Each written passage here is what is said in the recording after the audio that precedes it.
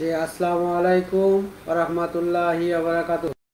আমি ইঞ্জিনিয়ার মোহাম্মদ শহীদুল ইসলাম সকাল সকাল এসেছি আজকে আপনাদের সঙ্গেই আছি ইনশাআল্লাহ। আজকে আরেকটি বিষয় নিয়ে গুরুত্বপূর্ণ বিষয় নিয়ে আলোচনায় এসেছি এবং রিমাইন্ডার আকারে এসেছি। এই বিষয় নিয়ে আরও একবার কথা বলেছি এবং এটা আমার কোম্পানির ইস্যু, এই জন্য আবার রিমাইন্ডার আকারে এসেছি। রিমাইন্ডার আকারে আসার উদ্দেশ্য হলো এই ধরনের মুখোশধারী পার্সনগুলির বিষয়গুলি আসলে উন্মোচন করা দরকার। এই জন্যই কেস কাছারি তো আছেই, সেটা তো করতেই হবে, সেটাও প্রসেসিংয়ে আছে, কিন্তু তাদের মুখোশ খুলে দেওয়া দরকার। এই জন্য দেশবাসীর কাছে ওনাদের আসলে মূল গোমরটা উন্মোচন হওয়া দরকার। এই জন্য আপনাদের সামনে হাজির হয়েছি সকাল সকাল। আমি মেন যে থিমটা সাবজেক্ট সেটা আমি অলরেডি দিয়ে দিয়েছি, আপনারা হয়তো দেখেছেন। এরপরও আমি বলতেছি যে মূল যে বিষয়টা আজকের হলো যে টিকে গ্রুপের একটি অঙ্গ প্রতিষ্ঠান ডেল্টা অ্যাগ্রো ফুড। এই ডেল্টা অ্যাগ্রো ফুডকে নিয়েই আজকে যত আলোচনা। এই এখানকার ম্যানেজিং ডাইরেক্টর পদে আছেন জনাব মোহাম্মদ আমিরুল হক, ম্যানেজিং ডাইরেক্টর, এবং ওই কোম্পানিতেই আমরা স্টিল স্ট্রাকচারের যে কাজগুলি করেছিলাম সেই কাজকে দিয়েছিলেন কোম্পানি সিটিও, যিনি প্রিমিয়ার সিমেন্টের দায়িত্বে আছেন। প্রিমিয়ার সিমেন্টের পাশে কিন্তু ডেল্টা অ্যাগ্রো ফুড অবশিষ্ট, আপনারা হয়তো জেনে থাকবেন। আচ্ছা, এই ডেল্টা অ্যাগ্রো ফুড আমাদেরকে একটা স্টিল স্ট্রাকচারের কাজ দেন, অর্থাৎ এখন যে ওনারা ভেজি সয়াবিন তেল উৎপাদন করতেছেন সেই বিল্ডিংগুলি, একটা হলো প্রি ফ্যাব্রিকেশন, একটা হলো এক্সট্রাকশন প্ল্যান, হ্যাঁ, প্রি ফ্যাব্রিকেশন, ইরেকশন, হ্যাঁ, লিফটিং, ফিটিং, ফিক্সিং, হ্যাঁ, ওয়ান কোট পেন্টিং সেখানে আছে, preparation and extension building, preparation and extension building,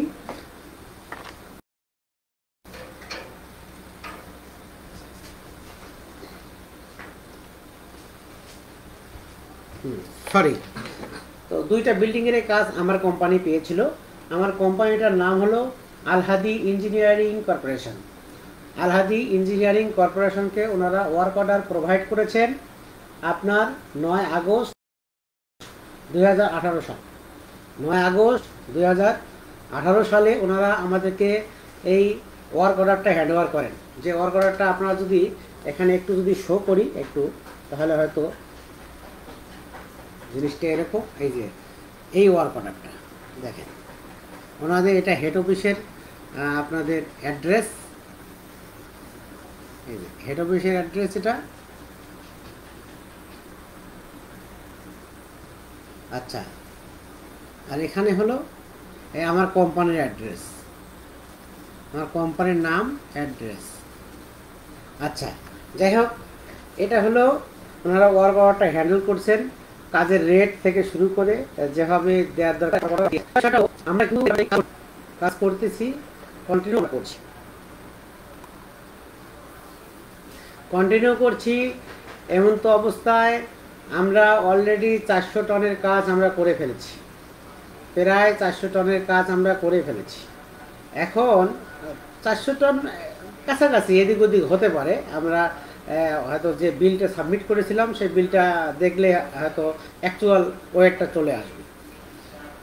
তো ওই অ্যাকচুয়াল ওয়েটটা চলে আসবে।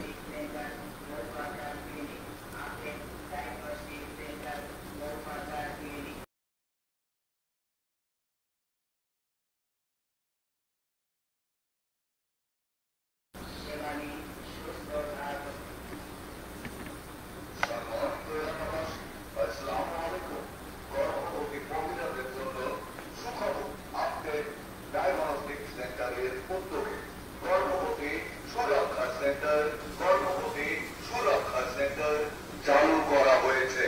একজন গর্ভবতী মহিলা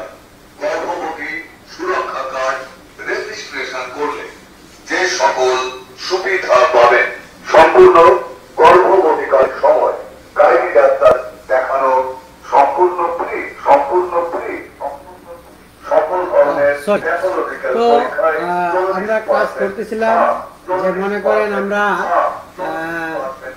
প্রায় 400 টাকার কাজ আমরা করেছিলাম। করার পরে আমরা প্রথম বিলটা কিন্তু সাবমিট করি হলো 32 লক্ষ টাকা।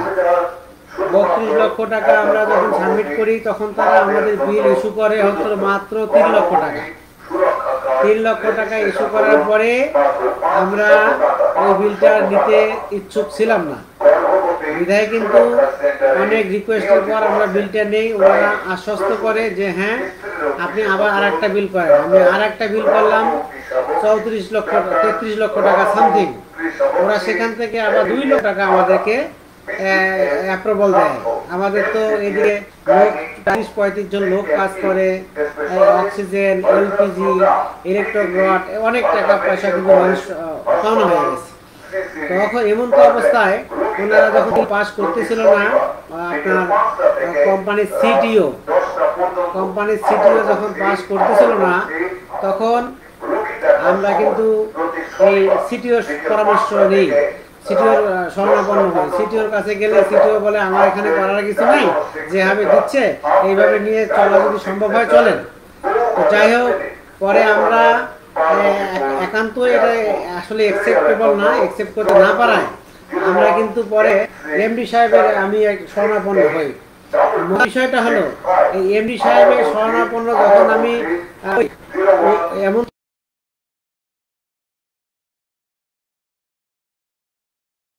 আমরা কিন্তু কলম, সব ধরনের কলম কিন্তু আমরা করে ফেলেছিলাম উইদাউট পেন্টিং। আমরা ফেব্রিকেশন করে ফেলেছিলাম, ইরেকশন বাকি ছিল, শুধু আমরা মেকিংটা করে ফেলেছিলাম। সেটারে কিন্তু আমরা বিল করেছিলাম। সেই বিলটা কিন্তু আমাদেরকে পাস করানো হয় নাই।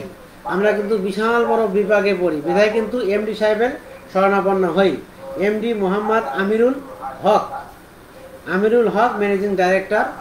হ্যাঁ, ওনার কাছে যখন আমি এই শরণাপন্ন হই তখন উনি সর্বপ্রথম হয়তো 5-7 সেকেন্ড আমার কথা শুনলো। আপনি কে, পরিচয় নিল। আমি নিজেই পরিচয় দিলাম, স্যার আমি অমুক বলছিলাম, ইঞ্জিনিয়ার শহীদুল ইসলাম বলছি, আপনার ডেল্টা 11 ফুটের ঠিকাদার। আমি কিছু বিষয় নিয়ে আপনার সাথে কথা বলতে চাই। কথা শুরু করতেই উনি এক প্রকার রাগান্বিত হয়েছে। তারপর শুনলো যে হ্যাঁ বলেন। আমি বললাম স্যার আমি এখানে তো কলামগুলো শেষ করে ফেলছি কাজের, আপনার প্রিপারেশন বিল্ডিং এবং এক্সটেনশন বিল্ডিংয়ের। তো আমরা 33 লক্ষ টাকার বিল সাবমিট করছি, আমাদেরকে কিন্তু 2 লক্ষ টাকা অ্যাপ্রুভাল দেয়। এভাবে আমরা চলতে পারবো স্যার, এই জন্য আমরা শরণাপন্ন হয়েছি। কিন্তু উনি যে আশ্রাব্য ভাষায় যে ল্যাঙ্গুয়েজ ব্যবহার করে আমাকে বকা দিল, আমাকে হুমকি দিল, আমি হতভম্ব হয়ে যাই, একটা কমে যাই। পরে আমি চুপ ছিলাম। উনি কিন্তু বকাবাজি করতে আছে। যে বকাগুলি উনি করছিল, আমি বিগত ভিডিওতে যেটা আমি বলতে পারি নাই, আজকে সেটা আমাকে বলতেই হচ্ছে। যে বিগত ভিডিওতে আমি বলছিলাম আসলে আমার লজ্জায় ওনার ভাষাগুলি আমি উচ্চারণ করতে পারছি না। তো উনি যে ল্যাঙ্গুয়েজটা ইউজ করেছিল আমি একটু বলি, সেটা কিন্তু আমাদের রেকর্ড আছে। হ্যাঁ, সেটা কিন্তু অন দ্য রেকর্ড। উনি বলছিল খাঙ্কির পোলা, মাগির পোলা, তোরে কে ওখান থেকে বাঁচায়, তোরে কোনো টাকা দেব না, তুই এখন ওখান থেকে বের হবি, তুই কাজ করতে পারবি না, তো যা মনে রেকর্ড হয়ে গেছে। সঙ্গে সঙ্গে আমি রেকর্ড করে ফেলছি। আমার যার সাথে রেকর্ড রাখি, আমরা ঠিকাদারি ব্যবসা করি, রেকর্ডটা রেখেছি। রেকর্ডটা আছে আমাদের ওখানে সাব কন্ট্রাক্টর ছিলেন মিস্টার বাদলের কাছে, আর কয়েকজনের কাছে আছে এই রেকর্ডটা। আমার কথা হলো একজন ম্যানেজিং ডাইরেক্টর একটা কোম্পানির, চিফ অফ ডিপার্টমেন্ট, ওনার, উনি কীভাবে এই ধরনের ল্যাঙ্গুয়েজ ব্যবহার করতে পারে আমার বোধগম্য না। আর চিটাগাঙ্গের মানুষ বলে কথা, চিটাগাঙ্গের মানুষ তো এরকম না, কারণ চিটাগাঙ্গে অনেক মানুষের সাথে। যাই হোক, আমি ওই রাতে ওনার আরেকটা বিল্ডিং আছে সেখানে আমি ছিলাম। এর পরের দিনে কিন্তু আমি সেখান থেকে বাসায় চলে আসি। যাওয়ার পর সেখান থেকে আমি পরে কিন্তু গেছিলাম, আমাকে ঢুকতে দেওয়া হয় নাই। সামাও কোনোভাবে আমার পার্টনারকে কনভিন্স করে তারা কোনোভাবেই ওখানে একটা ব্যারিকেডের মতো ছিল যেখানে আমাকে ঢুকতে দেওয়া হয় নাই। যাই হোক, সেখানে আমার কথা যদিও এই লাইভে এত বলাও সম্ভব না, তো ওখানে 14 লক্ষ টাকার আমার মেশিনারি যে ছিল, আরও একটা মেশিন ছিল আরেকজনের ভাড়া, যদিও সেটার দাম ছিল 5 লক্ষ টাকা, ওটা আমরা বের করে ফেলছিলাম আগেই, মানুষের জিনিস যেহেতু এই গন্ডগোলের আগেই বের করে ফেলছিলাম। তো ওটা ব্যান্ড মেশিন ছিল, তো তারপরেও এই ব্যান্ড মেশিন বাদ দিয়েও 14 লক্ষ টাকা মেশিনারিজ ওনার ওখানে আমার আছে। এবং আমি যে কাজ করেছি, এই যে ওয়ার্ক অর্ডারটা আমার হাতে যেটা আছে, এই ওয়ার্ক অর্ডারের আলোকে যে কাজগুলি আমি করেছি সেই বিল ওনাদের কাছে আছে। আমার তো ঠোঁটস্থ কী কী কাজ আমরা করেছি। এখন সেই কাজগুলির বাবদ 42 লক্ষ টাকা আমরা পাবো। সেখান থেকে 3 লক্ষ টাকা বা সামথিং আমাদেরকে কিছু দেওয়া হয়েছে, যেগুলো যে টাকাটা নিয়েই আমাদের যত গণ্ডগোল, তো এখানে কিছু দেওয়া হয়েছে, অবশ্যই তাদের রেকর্ড আছে। তো এখান থেকে আমরা ওনার কাছে এই 14 লক্ষ টাকার মেশিনারিজ এবং 42 লক্ষ টাকা, এই যদিও আমরা বলেছিলাম এভারেজে আমরা 42 লক্ষ টাকা পাবো, তো যাই হোক এই 42 লক্ষ টাকা যদি ধরি, ওনার কাছে কিন্তু মেশিনারিজের টাকা কিন্তু মনে করেন 90% বাদ দিয়েও কিন্তু যে 10% যদি ইনক্লুড করেন, এরপরে 42 লক্ষ টাকা আমাদের মূল বিল সহ যে কাজ করেছি। 42 লক্ষ টাকা আমরা কিন্তু ওই কোম্পানির কাছে পাওনাদার আছি, যেটা এই 18 পর থেকে আমরা এই টাকাটা উদ্ধার করতে পারি নাই। এখন সময় এসেছে যে আমরা এই বিষয়গুলো নিয়ে কথা বলার। এর আগে বলেছি, ফোনে বলেছি, ওভার টেলিফোনে বলেছি, কোনো কাজ হয় নাই।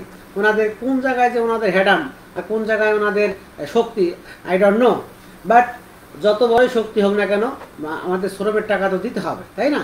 এই জন্যই আমি এই ওনার মুখোশটা উন্মোচন করে দেওয়ার জন্য অনলাইনে শরণাপন্ন হয়েছি। আইনে শরণাপন্ন তো হয়েছি, হ্যাঁ, অনলাইনে শরণাপন্ন হয়েছি। এই ধরনের অসৎ ব্যবসায়ীদের আপনার মুখোশ উন্মোচন করে দেওয়ার আমাদের নৈতিক দায়িত্ব। এবং আমি সেই সাথে দাবি করতেছি আমাদের পাওনা টাকা অতি সত্বর যেন উনি আমাদেরকে বুঝিয়ে দেয় ভদ্রলোকের মতো। তো এই হলো মোটামুটি কথা, যে এই কোম্পানির কাছে আমরা এখনও 42 লক্ষ টাকা পাওনা আছি, যার ডকুমেন্ট আমাদের কাছে ওয়ার্ক অর্ডারও রয়েছে, আরও কিছু নেসেসারি পেপার রয়েছে, ওনার রেকর্ড রয়েছে।